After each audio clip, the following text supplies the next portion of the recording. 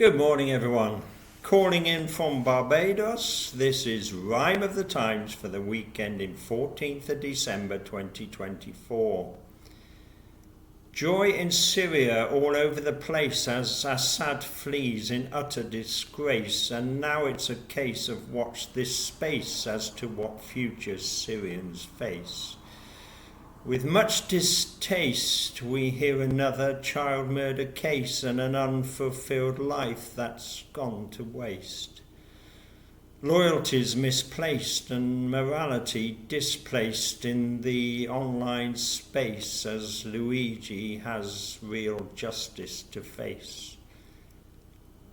Chris is strictly saving grace.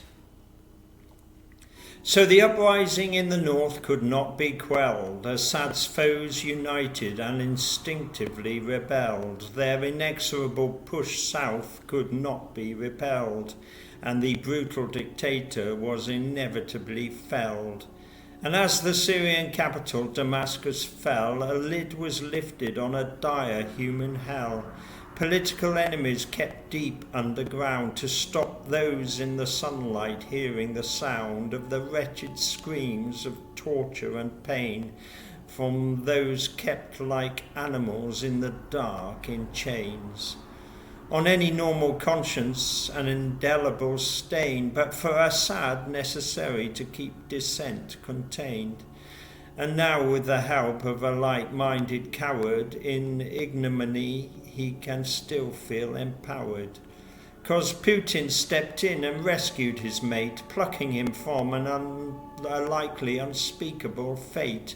Putin's pool of friends is a decreasing reserve. The lives of losers like Assad he must preserve. The Kremlin said it was on humanitarian grounds. Russia's idea of humanity has mysterious bounds.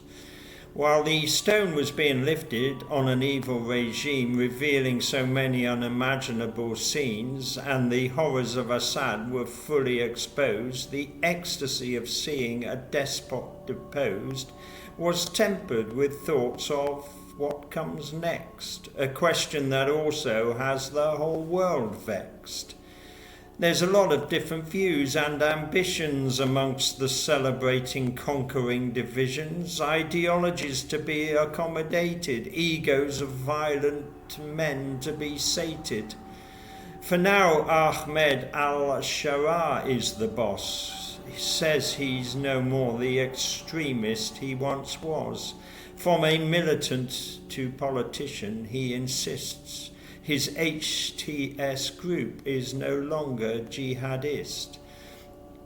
The West, though, still has his group officially banned. Western nervousness is easy to understand. Britain, along with several other nations, quickly froze Syrian asylum applications, with all sorts being freed from incarceration. Syria's situation is a serious situation. And Israel were clearly not hanging about, bombing Syrian weapon sites all week and throughout. August the 8th, 2023, another unspeakable child tragedy. A cowardly father, a violent man, killed his daughter and fled to Pakistan. Woke up, smelled the coffee, returned to Woking. Told police he was sorry, but his daughter provoked him. So he'd legally punished her as her dad accidentally went too far, for which he was sad. At least the child had found peace, some relief with the fatal blow from Irfan Sharif, because it ended the pain of a life so brief, 10 years of endless grief beyond belief. And once more we reflect on a terrible case and ask how this could have taken place, from the family court that gave Sarah no defence, unwittingly handing down her death sentence, to the many whose eyes appeared blind to so many red flags and danger signs. Wasn't it a call for authorities to wake up when she appeared at school in hijab and makeup?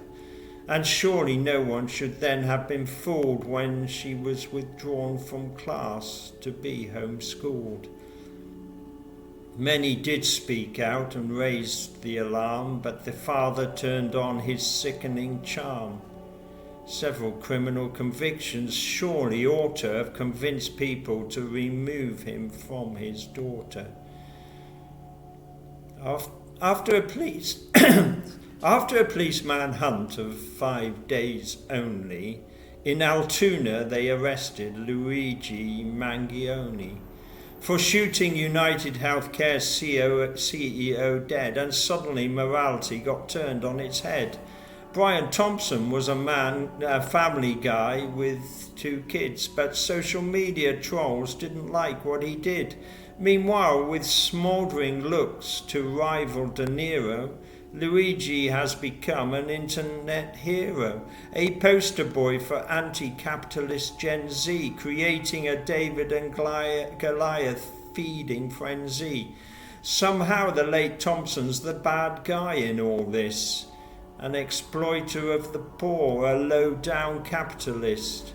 In the social media world, the opinions of a few quickly become the established point of view, and to that viewpoint more sheep attract until the world's moral compass is knocked out of whack.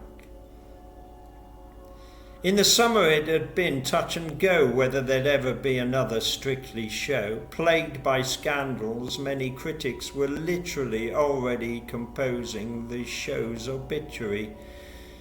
For more than 2 decades, the dance competition had provided the Beeb's Saturday peak television. Suddenly it needed an improbable star to provide the X factor, the je ne sais quoi. And that person arrived in the unlikely guise of one of the most humble and humorous guys. Chris McCausland many years ago lost his sight, but he never lost sight of an ability to fight, and with his partner Diane Boswell, it may sound trite that despite technical limitations he did all right, and his deadpan humour and laconic insight brought delight to many an autumn Saturday night. And the British public just loves someone who tries, so on Saturday they gave him the Glitterball prize. And in most eyes he'd saved the show from certain demise.